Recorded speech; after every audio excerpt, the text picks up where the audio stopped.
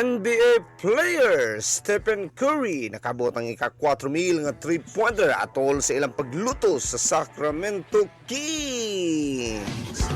Nakabot sa NBA superstar Stephen Curry ang ika-4,000 nga 3-pointer atol sa duwa sa Warriors batok sa Kings. Si Stephen Curry na himong labing unang magdudua sa kasaysayan sa NBA nga nakahimong 4,000 nga career 3-pointers samtang gilugwayan sa Golden State Warriors ang ilang sunod-sunod nga kadaugan. Ang Warriors bitala sa ilang season best o ang unom kadua human gipildi ang Sacramento Kings 130-104.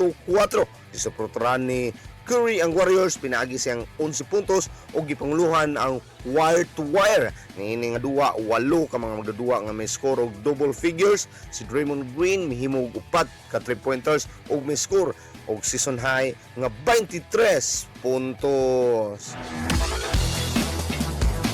Alang sa FM Balita sa buntag kini si Idol B, di kapugngan sa pagatod sa naguna ug labas nga balita. Tatak Element, Tatak IFM Balita.